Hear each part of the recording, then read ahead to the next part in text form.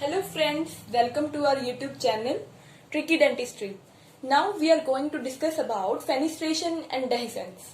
In this video we are going to cover the certain topics about definition of the fenestration and dehiscence, causes of fenestration and dehiscence, predisposing factor, classification of fenestration, diagnosis and the features of fenestration and dehiscence, clinical consideration and the treatment planning.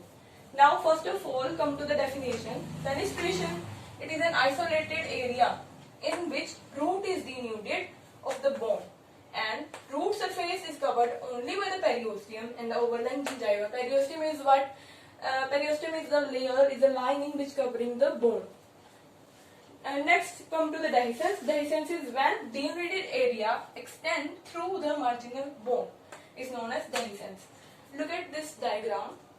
Fenestration is a window-like opening which is an isolated denuded area which is only covered by the periosteum and the gingiva. Okay? When in this diagram the marginal bone is still intact. In dehiscence, when the fenestration extend up to the marginal bone and the marginal bone get lost, then this will known as dehiscence.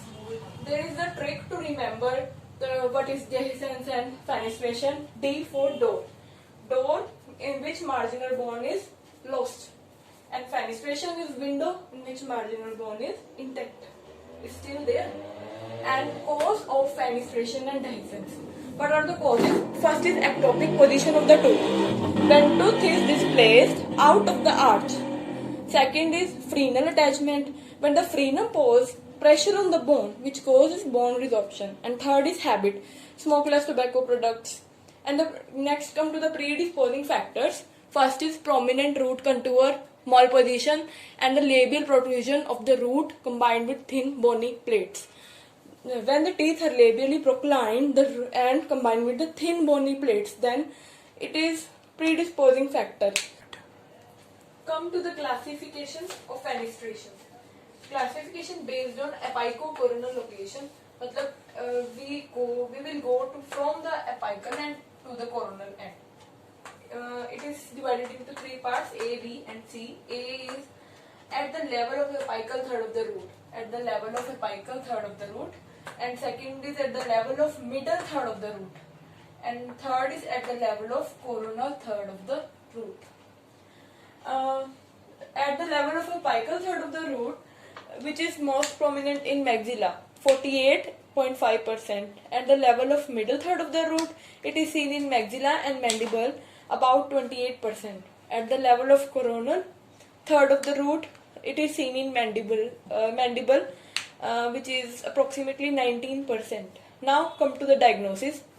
In the case of diagnosis, in case of dehiscence, using the graduated periodontal probe, we can record the dehiscence because recorded as the lack of cortical bone at least 4 mm apical to the margin of the interproximal bone.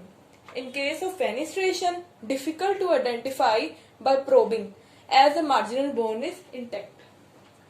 Probe के through dehiscence को measure करना easy होता है क्योंकि यहाँ पे marginal bone is lost. Or in the case of fenestration, it is difficult to identify by the probing because the marginal bone is intact. Now, diagnosis can also be done by the CBCT, cone beam computed tomography, which is 3D image, which gives us 3D image, and it has ability to evaluate the real anatomy without superimposition of neighboring structures. Now come to the next point, features. Features of fenestration and dehiscence. It is more common in anterior region than the posterior region. Facial bone and the buccal bone are more common, or it is usually seen bilateral. And in the case of fenestration, the maxillary canine, first molar and the premolar region. In the case of mandible, it is seen in anterior teeth and the buccal surfaces. Now come to the clinical consideration. First is fenestration and dehiscence may complicate the outcome of periodontal surgery if fenestration and dehiscence is present, it may complicate the outcome of periodontal surgery or it may cause relapse.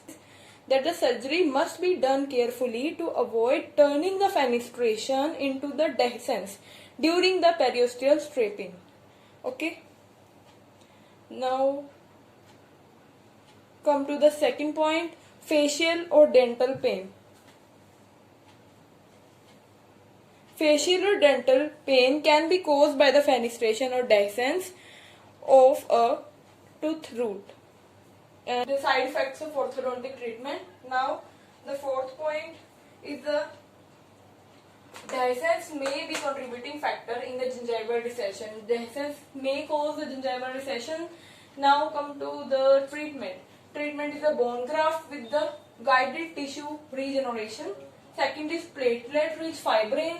And third is stem cell therapy. And fourth is modified pouch and tunnel technique for the gingival recession. Thanks for watching the video. Please like, share and subscribe.